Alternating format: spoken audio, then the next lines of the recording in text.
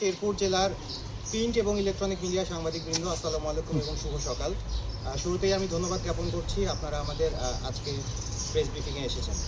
আপনারা জেনে অত্যন্ত খুশি হবেন যে আমরা সমসাময়িক সময়ে সারা দেশের মধ্যে সর্ববৃহৎ একটি অবৈধ মাদক বিদেশি মদের চালানকে জব্দ করতে সক্ষম হয়েছি গতকালকে রাতে।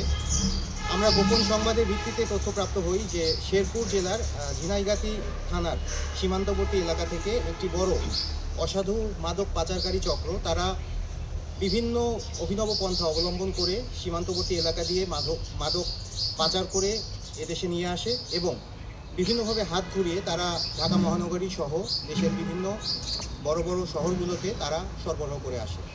তো উক্ত তথ্যের ভিত্তিতে আমরা তাদেরকে অনুসরণ করতে শুরু করি এবং একাধিক অভিযানের প্রচেষ্টা চালানো হয়।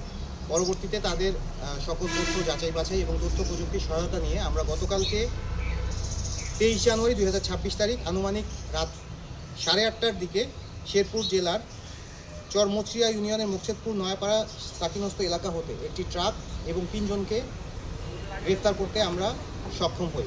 গ্রেফতারকৃতরা হলেন মোহাম্মদ মিনাল মিয়া, পিতা মোহাম্মদ মোশাররফ হোসেন, মোহাম্মদ রিয়াদ হোসেন, পিতা মোহাম্মদ জাকির হোসেন, মোহাম্মদ নুরুল আমিন, পিতা মোহাম্মদ আব্দুল কুদ্দুস, যাদের সবার স্থায়ী ঠিকানা ঝিনাইগাতি থানা রোড, থানা ঝিনাইগাতি, জেলা শেরপুর।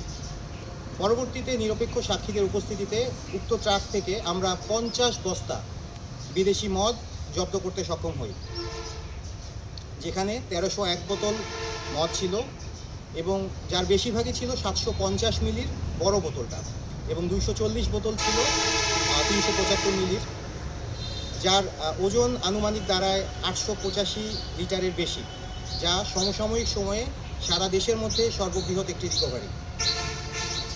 উক্ত মাদকদ্রব্য এবং জব্দকৃত ট্রাকের আনুমানিক মূল্য প্রায় 1 কোটি টাকার উপরে। গ্রেপ্তারকৃত আসামিদের বিরুদ্ধে একটি নিয়মিত মামলা রুজু করা হবে শেরপুর সদর থানায়। গ্রেপ্তারকৃত আসামি এবং জব্দকৃত বিপুল পরিমাণ বিদেশি মদ এবং ট্রাকটি হস্তান্তরের কার্যক্রম প্রক্রিয়াধীন রয়েছে।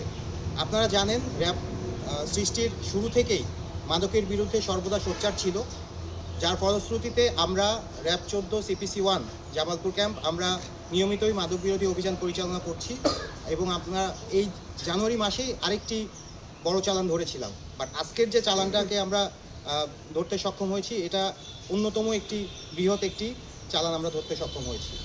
তো আপনাদের মাধ্যমে আমরা এই মেসেজ সমাজে পৌঁছায় দিতে চাই যে মাদকের বিরুদ্ধে আমরা অলওয়েজ সোচ্চার থাকবো এবং এই মাদক বিরোধী অভিযানগুলো আমরা কঠোর হস্তে সর্বদা পরিচালনা করব।